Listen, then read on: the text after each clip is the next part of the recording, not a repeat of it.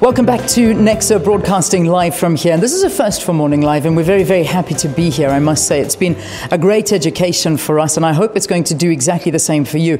I hope you enjoyed that interview that we did right above the nuclear reactor. I mean, that is something that no other broadcaster can actually say they've had the opportunity of doing, to stand above a nuclear reactor and conduct an interview. I mean, really, we do bring you firsts here on Morning Live. So, again, a privilege to be a part of it. And I suppose it's a big thanks to Nexa for allowing us to actually go into Safari 1 and witness what they do and educate us about nuclear energy. A lot of the time when people think of nuclear energy, they think of devastation, and people get very scared when they hear the word nuclear. So perhaps education is something that we as a nation need when it comes to what is actually produced here using nuclear energy. I suppose there's nobody else better for the job than the CEO of Nexa, Phumzile Tselane, who joins me right now as our guest on the program. Good to have you. Welcome to the program. Thank you, Leanne. Good morning. And thank you for allowing us to come in to these worlds. I mean, you know, normally it's always sort of hidden what radiation and nuclear does and all of these things. But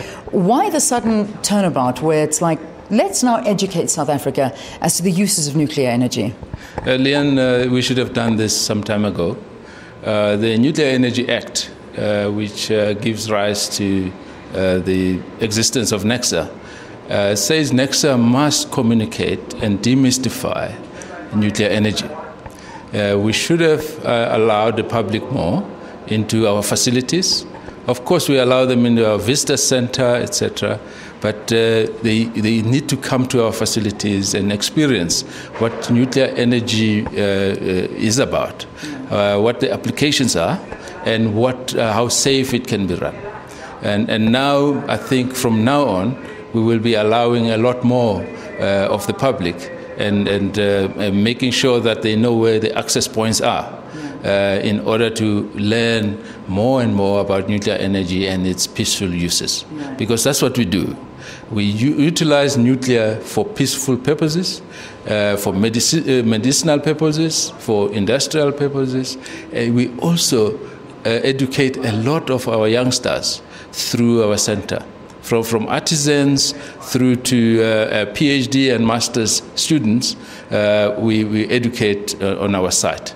And we work with universities around us, universities such as University of Johannesburg, Wits University, Northwest University, and University of Pretoria, who we almost sit at the center of them. Yeah. And the applications that we utilize our programs on relate to things like anthropology, where we take fossil material in situ in the rock and we image it using neutrons coming from the Safari reactor.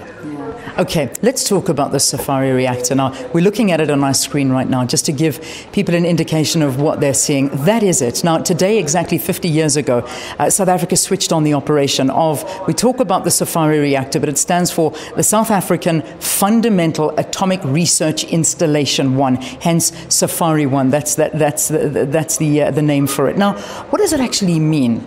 What has it done over the last 50 years? Look, since 1965, this reactor has been operating. But of course, just before that, there was the planning for it.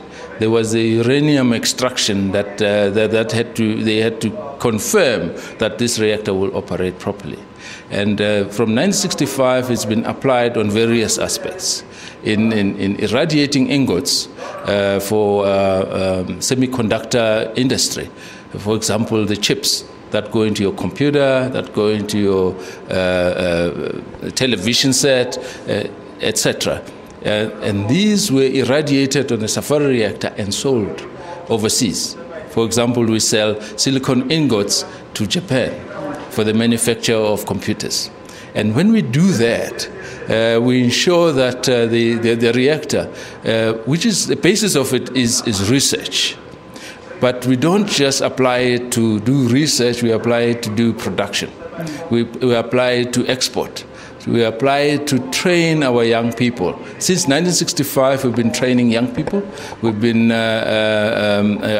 applying it to industry, food irradiation, because when you have a steak and you're sending it to the depths of Africa, where there is poverty. You want it to arrive there still fresh. Yeah. And the National Defense Force was using food irradiated in this place to ensure that the food that our soldiers out there can eat, it remains fresh. Yeah. And the other applications relate to radioisotope production. And radioisotopes are very funny little things. They come from a chain reaction, and we extract little bits of it, specific bits like molybdenum-99. Yeah. And then we take this to a production facility, and we extract from it technetium, which it decays to.